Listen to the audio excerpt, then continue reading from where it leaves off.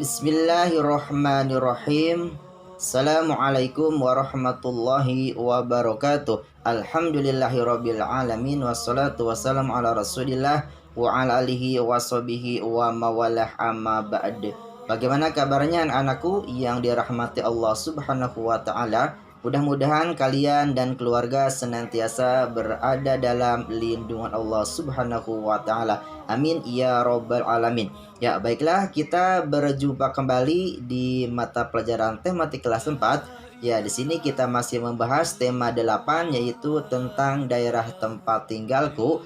Ya, di sini kita masih membahas subtema yang ke-1 yaitu tentang lingkungan tempat tinggalku. Sekarang kita sudah masuk ke pembelajaran yang keempat. Ya, namun sebelum kita masuk ke pembelajaran yang lebih jauh, ya alangkah baiknya mari kita sama-sama berdoa, kita sama-sama memohon kepada Allah Subhanahu wa taala agar pembelajaran kita mendapatkan keberkahan dan mendapatkan ilmu yang bermanfaat. Ya, berdoa mulai, Rabbi zidni ilman nafi'an warzuqni fahman wasi'an. Ya Allah, tambahkanlah ilmu yang bermanfaat untukku dan luaskanlah pemahamanku. Amin ya rabbal alamin. Ya, bagi anakku yang dirahmati Allah Subhanahu wa taala, di pembelajaran yang keempat ini ya kira-kira apa yang akan kita pelajari? Ya, di sini kita akan membahas 3 muatan pelajaran. Yang pertama ada muatan pelajaran PPKN, yaitu ya di sini kita akan menjelaskan manfaat keragaman karakteristik individu dalam kehidupan sehari-hari. Kemudian yang kedua ada muatan pelajaran IPS, yaitu kita akan mengidentifikasi kegiatan ekonomi dan hubungannya dengan kehidupan sosial budaya di lingkungan sekitar. Kemudian yang ketiga ada muatan pelajaran bahasa Indonesia. Ya, di sini kita akan menjelaskan tokoh-tokoh pada teks cerita fiksi. Ya, adapun sikap yang akan kita kembangkan adalah yang pertama rasa ingin tahu, kemudian yang kedua ada percaya diri, dan yang ketiga yaitu tanggung jawab. Ya, baiklah, untuk mengefektifkan waktu mari kita sama-sama bahas satu persatu. Ya, baiklah, anak-anakku yang dirahmati Allah Subhanahu wa taala, apakah kalian gemar membaca atau gemar melukis? Ya, kemudian kira-kira dari yang gemar membaca tersebut, kira-kira buku bacaan apa yang kalian sukai? Ya, mungkin ada yang gemar membaca cerita tentang kisah Nabi, tentang kisah para sahabat, ataupun buku tentang teknologi. Ya, bagi anak-anakku yang dirahmati Allah Subhanahu wa taala, seperti yang kita ketahui bersama bahwasanya keragaman karakteristik individu tidak hanya keragaman fisik, tetapi juga dapat berupa keragaman kegemaran. Ya, mungkin setiap orang pasti mempunyai kegemarannya masing-masing. Ya, meskipun mungkin ada yang sama-sama gemar membaca, tetapi bisa saja jenis bacaan yang disukainya berbeda-beda. Ya, hal tersebut juga bisa terjadi dalam sebuah keluarga. Ya, bisa jadi masing-masing anggota keluarga memiliki kegemaran yang berbeda-beda. Nah, bagaimana dengan kalian? Ya, apakah kalian juga memiliki kegemaran yang berbeda dengan anggota keluarga lainnya? Nah, di sini ya, dengan mengetahui kegemaran masing-masing anggota keluarga, kita akan lebih memahami mengenai apa yang disukai dan yang tidak disukai oleh mereka. Ya, dengan demikian kita bisa meminimalisir perselisihan yang bisa terjadi antar anggota keluarga. Ya, baiklah anak-anakku yang dirahmati Allah Subhanahu wa taala. Ya, kita telah mengetahui bersama ya kalau lingkungan mempengaruhi kegiatan ekonomi penduduk. Nah, kemudian pertanyaannya ya, tahukah kalian tentang kegiatan ekonomi? Nah, apa sih yang dimaksud dengan kegiatan ekonomi tersebut? Nah, di sini kita akan bahas bahwasanya kegiatan ekonomi adalah kegiatan yang dilakukan oleh manusia untuk dapat menghasilkan barang atau jasa tertentu dengan tujuan mencapai kesejahteraan dalam hidupnya. Jadi itu adalah pengertian dari ekonomi. Nah, kemudian kira-kira ada berapa jenis kegiatan ekonomi? Sekarang bahas. Ya, jenis kegiatan ekonomi itu ada 3. Ya, di sini kita lihat jenis kegiatan ekonomi. Yang pertama ada yang namanya produksi, yang kedua ada distribusi, dan yang ketiga ada konsumsi. Kira-kira apa sih? Apa kalian masih ingat apa itu produksi, distribusi, dan konsumsi? Nah, sekarang kita akan coba lihat definisi atau pengertiannya. Produksi yaitu kegiatan menghasilkan atau menambah nilai barang atau jasa untuk memenuhi kebutuhan manusia. Ya, orang yang melakukan produksi disebut produsen. Ya, adapun distribusi yaitu kegiatan menyalurkan barang hasil produksi dari produsen ke konsumen. Ya, orang yang melakukan distribusi disebut distributor. Ya, adapun konsumsi yaitu kegiatan memakai atau memanfaatkan barang atau jasa dari hasil produksi tadi. Ya, orang yang melakukan konsumsi disebut konsumen. Ya, untuk lebih jelasnya, ya kita akan mengisi tabel ya di buku kalian ada di halaman 23. Kita akan mengisi tabel tentang kegiatan ekonomi. Ya, di sini ada perintahnya. Ya, lengkapilah diagram berikut tentang lengkapilah diagram bentuk kegiatan ekonomi berikut. Jadi kita lihat di sini bahwasanya bentuk kegiatan ekonomi. Ya, yang pertama yaitu ada produksi. Kemudian yang kedua ada distribusi dan yang ketiga ada konsumsi. Nah, di sini kita akan perinci lagi dari mulai definisi atau pengertian, kemudian contoh kegiatan dan juga tujuan. Ya, yang pertama kita lihat dari produksi. Ya, kita lihat dari definisi tadi sudah sebutkan di atas bahwasanya produksi adalah yaitu kegiatan menghasilkan atau menambah nilai barang atau jasa untuk memenuhi kebutuhan manusia. Kemudian contoh kegiatan dari produksi. Ya, di sini saya sebutkan beberapa contoh dari kegiatan distribusi.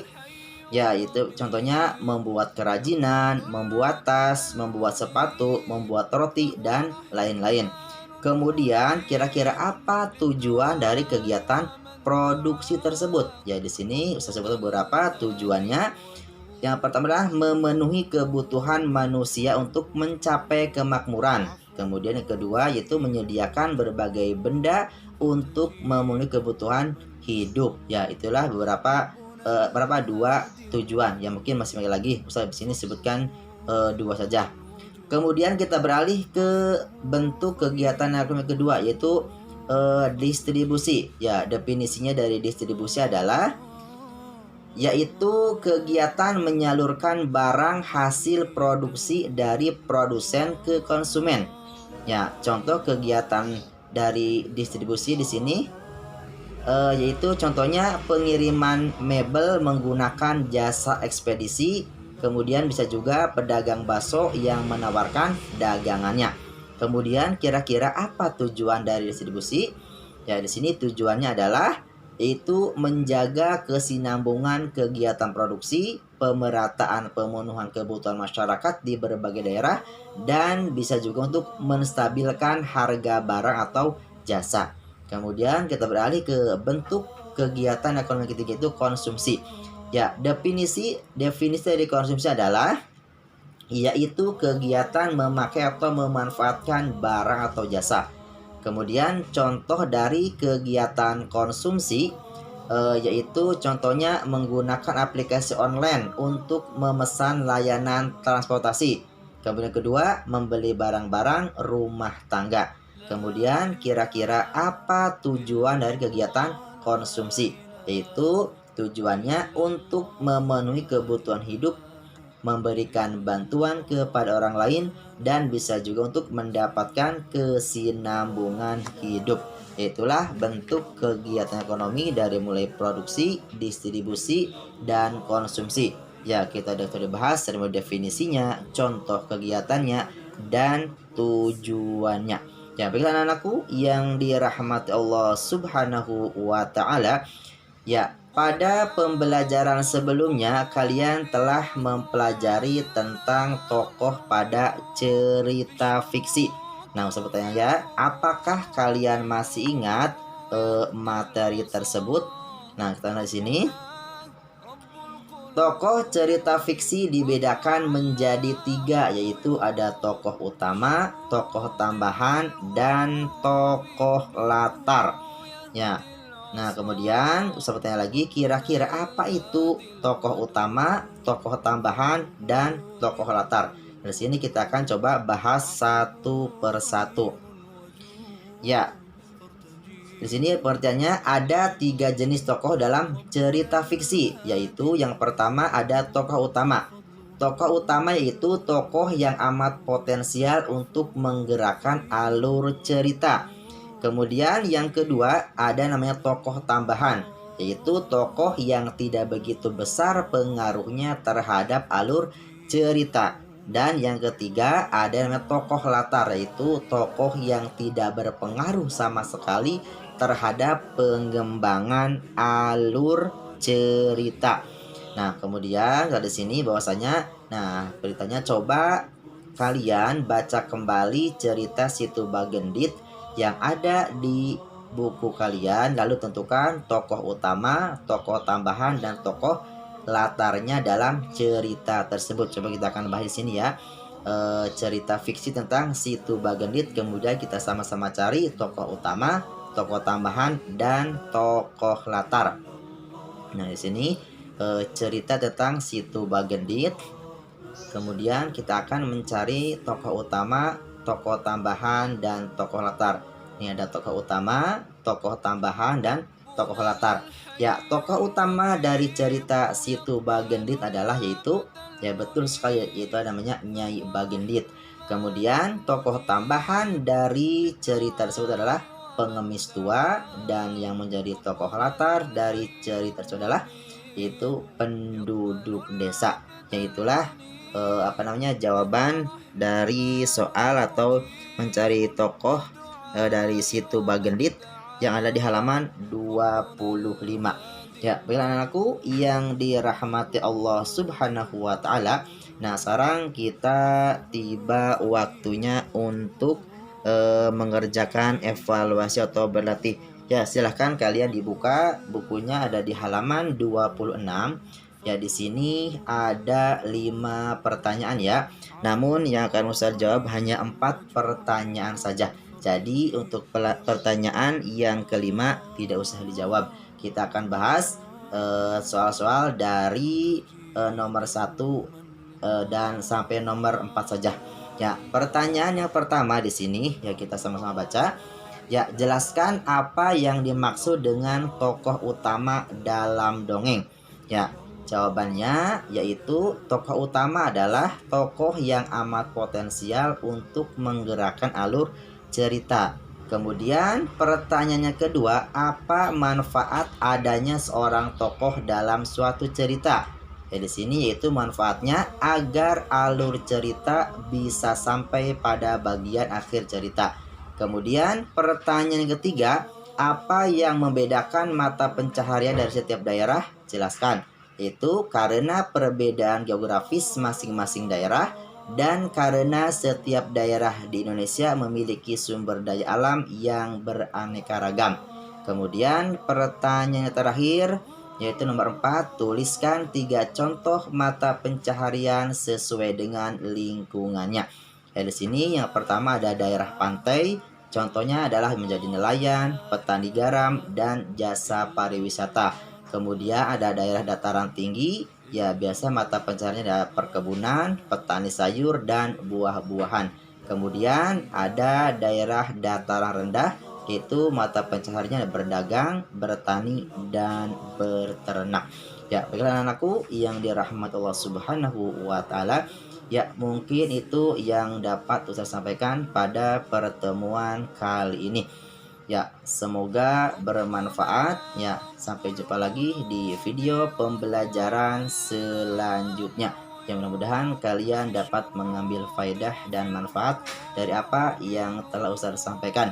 Ya, mari kita sama-sama tutup pembelajaran ini dengan sama-sama membaca doa kafaratul majlis. Subhanaka Allahumma wa bihamdika asyhadu alla ilaha illa anta astaghfiruka wa atubu ilaik. Barakallahu fikum. Wassalamualaikum warahmatullahi wabarakatuh.